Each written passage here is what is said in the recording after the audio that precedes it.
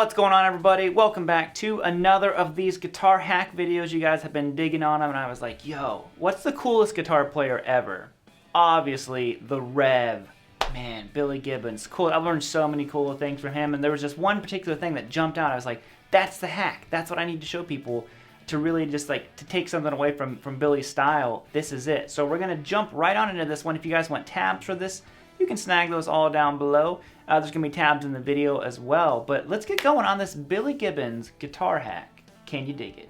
Oh, and real quick, let me know in the comment sections who else you would like to see in these guitar hack videos. So we're going to kind of dive into a little bit of their playing style, create our own thing with it. Here we go. Okay, so here is the Billy Gibbons hack. You know, you hear it in all over the place. They think about Sharp Dressed Man. He's doing it in that song. He's doing it in Cheap Sunglasses. What I'm talking about is Billy does a lot of hybrid picking.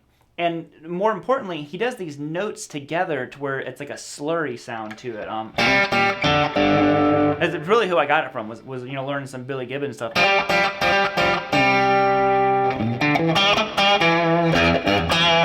You know, John Fogerty does this a lot too.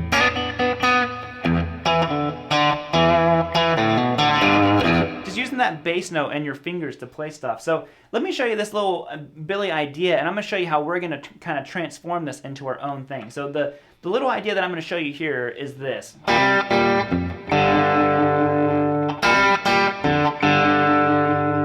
Okay? Now all I'm doing is I'm going to go first fret on the A string. If you're not used to using your finger, kind of divide and conquer this lick. So let's figure out what our bass notes are. We're going to be playing first fret on the A string. We're all out of the key of G minor pentatonic.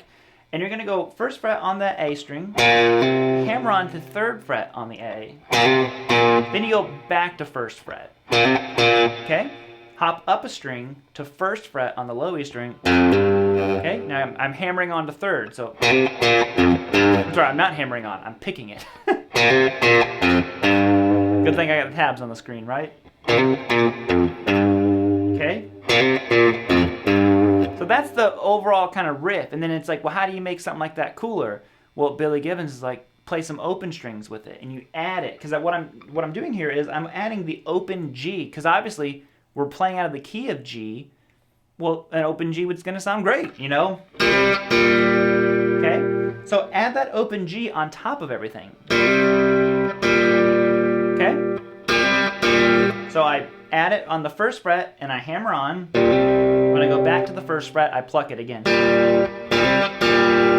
Now, when I go up to this first fret on the low E string, right up here, I'm going to play the open D string. I'm just changing. You could do the open G on all of them if you wanted to.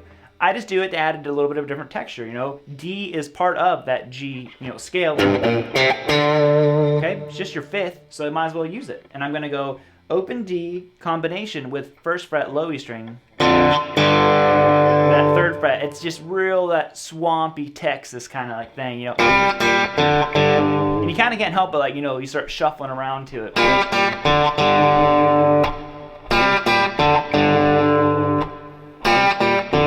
And if you have to, just pick one of them. And get used to using, I'm using my middle finger. I hold my pick like this, and you can use your middle and ring finger, you know. A lot of those country licks are in that kind of, you know, that chicken picking range. So there's the idea. Now I'm going to show you a little build up before we get to the main lick. Okay, so the main lick that we're going to learn today is this.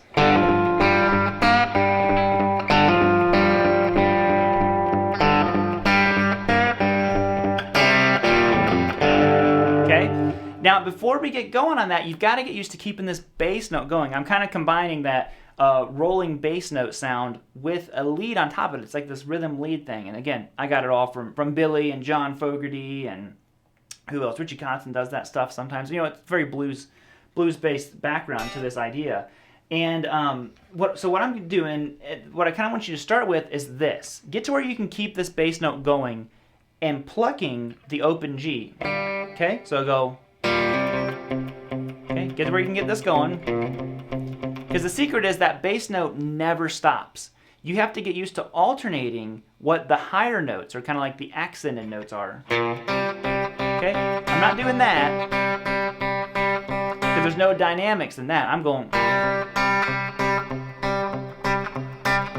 Notice how this is, I'm just going like that on the bass notes. I'm palm muting it. And every other note, I'm adding an open G. So, and as you practice it, you can get to where you're adding other stuff to it.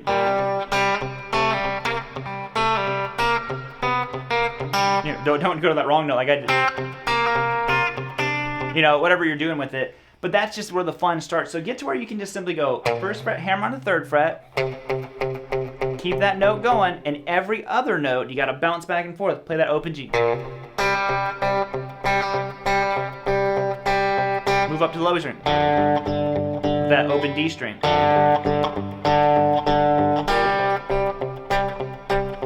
That's the kind of stuff I had to do to practice to get to where I could, you know.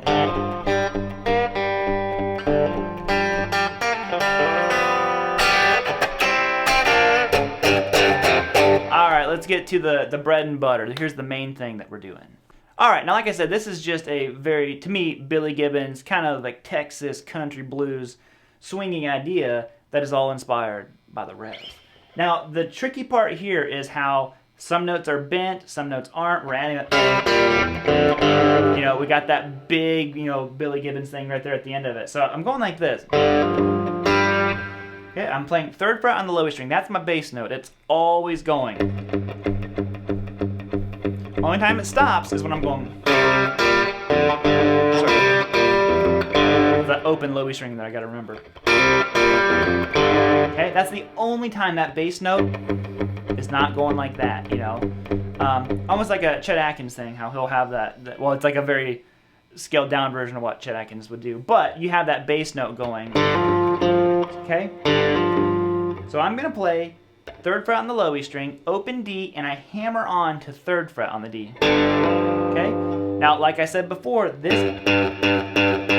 it never stops. So, okay? Now I go. Notice how every other one, I'm adding some kind of lead on top of the rhythm. So, okay? You just get that part.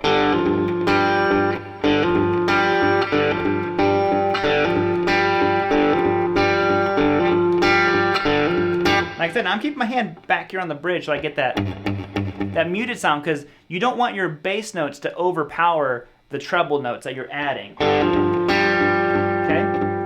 Now, one thing that I like to do here is I hammer onto that note and I hold it out, because if you listen, you get a little drag from the note leading into this. Listen. Hear how you can still hear that note? I like to leave that note there as long as I can, because you get that clash of the notes. So, okay. Now here I have to lift my finger up because I'm going to go, okay, little major third bend. So, okay. Maybe it's not even like quite a major third, just a little I always call them hillbilly bends. So I'm playing that, and I'm going to go third fret on the low E string, and I pull it a half step up, and I go back to open. So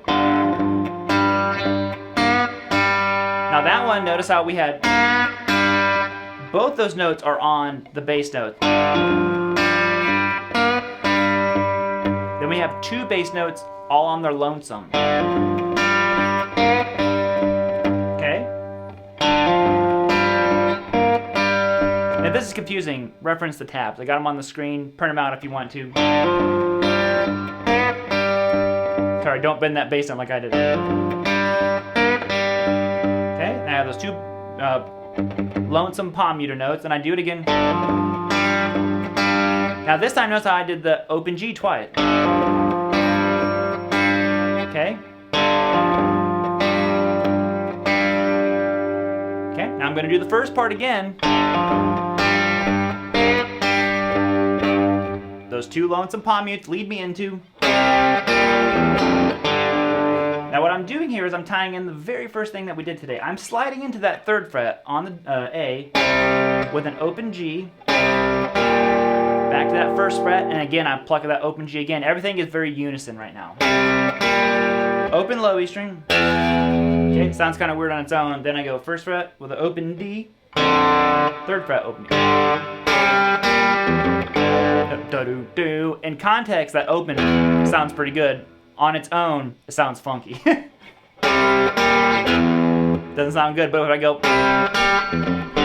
and I'm just walking into it. I'm leading into that next one.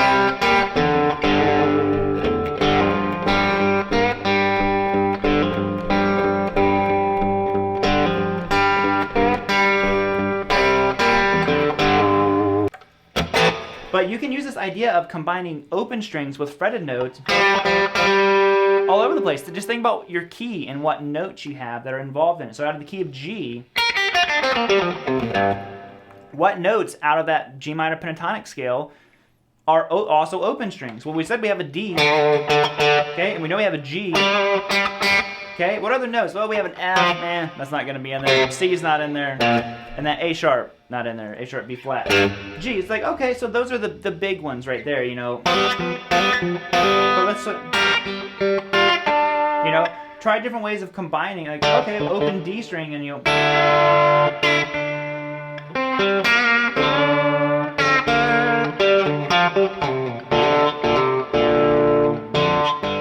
And that's going to be it, guys. Thank you all so much for tuning in. If you're still enjoying these hack lessons, like I said, just kind of throw in some suggestions. I love looking at these. Someone said Billy Gibbons. I was like, yeah, Billy Gibbons for sure. Nuno's coming up. Lots of guys. So I'm really like honing in and just taking what you guys are wanting to see. If you would, please subscribe, like the video. It really does help the channel out a bunch.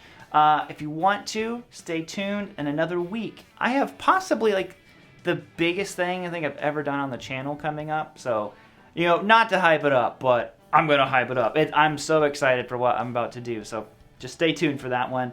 And I'll see you guys all later. If you made it to the end of the video, hashtag Rick needs an Esquire. All right, let's see who made it here to the end. Bye, guys. Woo!